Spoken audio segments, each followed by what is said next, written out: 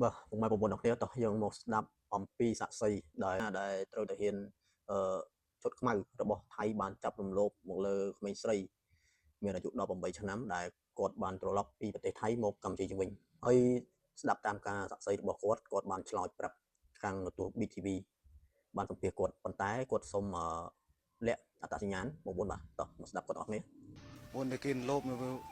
មកដល់វាប្រាប់ខ្ញុំថានេះគេលោបខ្ញុំលំ7នាក់បានសម្រេចទាំង7នាក់ឈឺចិត្តណាបងប្អូនបាទឈឺចិត្តទៅពីអូនវាស្ដាប់ការបកស្រាយរបស់គាត់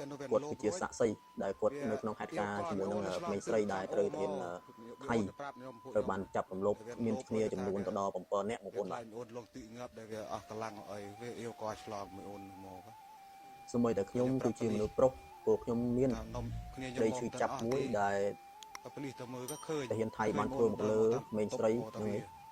ដែលគាត់ជាជនរងគ្រោះឃើញផ្ទះក្មេងលេខធានដែរមកគាត់សាក់ស្រមៃមើលទាំងអស់គ្នាថាតើបើសិនជាក្មេងស្រីនេះទៅជាប្អូនទៅជា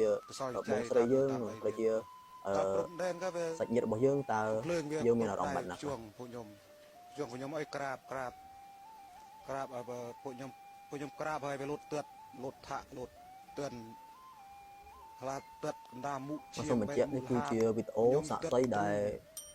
បងប្រុសដែលគាត់នៅក្នុងហេតុការណ៍ជាមួយនឹងបងស្រីដែលត្រូវវិធានថៃចាប់លុបហ្នឹងបងប្អូនបាទហើយសម្ភាសដោយទូ BTV បងប្អូនបាទវាវាយរឿងជើងរួចឲ្យយើងដល់ឆ្លងបលាលួសទៅបលាលួសវាដាក់តាមព្រំណាខ្ញុំដល់ឆ្លងទៅឆ្លងណាឆ្លងផុតណាឆ្លងផុតវាថាក់ទលាក់អូនជាប់បលាលួសហេខុសអីចូលអស់បលាលួសវាជាប់ទៅតាមផងឆ្លងតជាដែនជាងហើយបាត់ដេញទៅដីខ្មែរទេខ្ញុំដល់តដីខ្មែរទេបុកទីទៅស្ដុកចេះតែវេដល់ទៅកាត់ដប់ទៅគ្នាវាប្រហែល10នាក់ជាងទាំងអស់គ្នា10នាក់ជាងទៅដែលវាចាប់មីអូនទៅនោះវា7នាក់ហើយចូលវានឹកដែលពពុះវាមនោខាងខ្ញុំដែលពុះភ្ជួងខ្ញុំពុះនេះសាក់សីទី2បងប្អូនបាទគឺបងស្រីគាត់នៅក្នុងហេតុការណ៍ហ្នឹងដែរ10នាក់ជាងទាំងអស់គេវាយធ្វើបាបរួចគេយកទៅរបស់បងនាងខ្ញុំជាប្រជាជនខ្មែរមួយរូបខ្ញុំសូមថ្កោលទោសទៅភាគីខាងថៃហ៊ានថៃជត់ខ្មៅដែលបានធ្វើរនកម្មហើយក៏បានចាប់រំលោភលើក្មេងស្រីចាប់តែក្បួយសក់ចុងភ្លើងដែរសូមឲ្យក្រសួងឬមួយក៏ខាងអង្គការសិទ្ធិមនុស្សលើពិភពលោកជួយរកយុត្តិធម៌ឲ្យបងអូនស្រីឬមួយក៏ជនរងគ្រោះដែលរងគ្រោះដោយសារទាហានថៃជត់ខ្មៅដែលបានចាប់រំលោភមានគ្នារហូតដល់7នាក់បងប្អូនអរគ្នាបាទហើយកុំភ្លេចជួយចុច share វីដេអូរបស់ខ្ញុំម្នាក់មួយផងដើម្បីឲ្យពិភពលោកបានឃើញ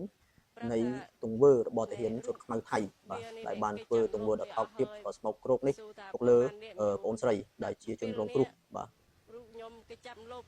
ខ្លួនប្រានខ្ញុំអស់ហើយនេះទាហានថៃ7នាក់វាប្រាប់ខ្លួនវាបើពួកខ្ញុំមិនបានឃើញទេគ្រាន់តែដល់ពេលមកទឹកដីខ្មែរក៏វាជួបគ្នាតំណងក៏ស៊ូវាតំណងតែវាចាប់ទូតាវាមានអារម្មណ៍ឈឺចាប់ខ្ញុំយំលស្រែកយំលទាំងអស់គ្នាទាំងមីអូនដែលគេចាប់លុបផងគេយំផងខ្ញុំយំផងក៏មានអារម្មណ៍តែឈឺចាប់តែគេចាប់លុបអូនស្រីនោះដល់មកដល់ក៏មិនសួរហេតុផលអីទេទាហាននោះណាបើទាហានដែលចាប់ពួកខ្ញុំក៏ឲ្យអង្គុយនោះស្ងៀមហើយដល់វាទេទៅហៅគ្នាវាមកអាមួយនោះមកដល់នេះគឺជាសាក់សីទី3 9បាទដែលគាត់នៅក្នុងហេតុការណ៍ហ្នឹងជាមួយបងអូនស្រី9បាទគេបានធានថៃបានធ្វើបាបបានវាយធាក់គាត់ធាក់គាត់ចឹង9បាទបាបទៀតបើពួកអ្នកមកក្រោយក៏មកឲ្យសុខភាពជាងពួកខ្ញុំទៅណានឹងវិលត្រឡប់មកពីប្រទេសថៃវិញហើយមកដល់ចិត្តព្រំដែនហើយត្រូវបានទាហានជត់ខ្មៅថៃបានស្ទាក់ហើយបកបាននាំពួកគាត់ទៅសាក់សួរអីចឹងណាគេបំរុងនឹងធ្វើបាបពួកគាត់ត្រូវបានធ្វើបាបវាយធាក់គាត់ធាក់មកលើពួកគាត់ហើយក៏បានចាប់រំលោភមកលើក្មេងស្រីដែលមានអាយុ18ឆ្នាំមានរហូតដល់7នាក់នោះបងប្អូនបាទទាហានជត់ខ្មៅអញ្ចឹងសូមបងប្អូនជួយចុច share វីដេអូនេះដើម្បីឲ្យពិភពលោកបានឃើញបាទឲ្យ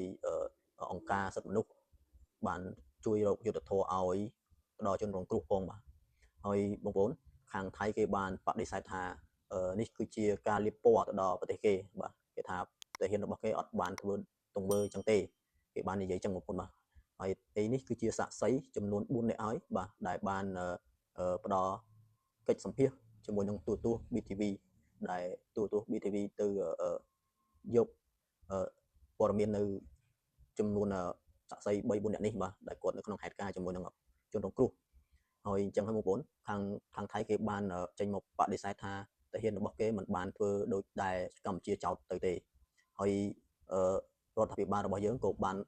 ថ្កោលទោសឬមួយក៏បានចេញលិខិតថ្កោលទោសមួយទៅខាងថៃដែរដែលថៃបានធ្វើទង្វើដ៏ថោកទាបនេះមកលើប្រជាជនឬមួយក៏ប្រជាពលរដ្ឋរបស់ខ្មែរយើងបាទ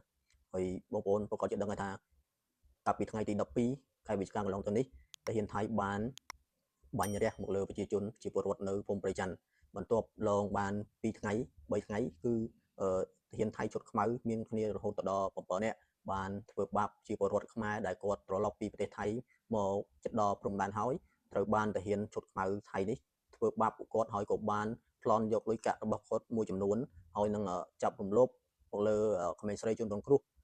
មានរហូតដល់7នាក់ទៀតបាទនេះគឺជាទង្វើដ៏ព្រៃផ្សៃមួយដែលទាហានថៃធ្វើមកលើប្រជាជនឬមួយក៏ជាពលរដ្ឋខ្មែរបាទអញ្ចឹងសូមអង្គការអន្តរជាតិអង្គការសិទ្ធិមនុស្សជួយរកយុត្តិធម៌ឲ្យទៅដល់ជនរងគ្រោះផងបាទហើយវីដេអូនេះសូមបងប្អូនជួយចុច share ឬមួយក៏អន្តរជាតិបានឃើញបាទជួយចុច share ទៅបាទហើយកុំភ្លេចជួយ subscribe YouTube channel របស់ខ្ញុំម្នាក់មួយផងបាទហើយវីដេអូនេះគឺយើងមានតែប៉ុណ្្នេះបងប្អូនអញ្ចឹងសង្ឃឹមថាអង្គការអន្តរជាតិនឹងជួយរកយុត្តិធម៌ឲ្យជនរងគ្រោះដែលគាត់បានត្រូវទាហានថៃជុតខ្មៅនេះធ្វើបាបកាលពីថ្ងៃទី15កន្លងទៅនេះបងប្អូនបាទអញ្ចឹងយើងឈឺចាប់ណាស់បងប្អូនបងប្អូនយើងបាទក្មួយគេក្មួយយើងហើយយើងអាចទទួលយកបានទេបាទនៃទង្វើរបស់ទាហានថៃនេះដែលធ្វើមកលើបងស្រីបាទអរគុណច្រើនបងប្អូនអរគ្នា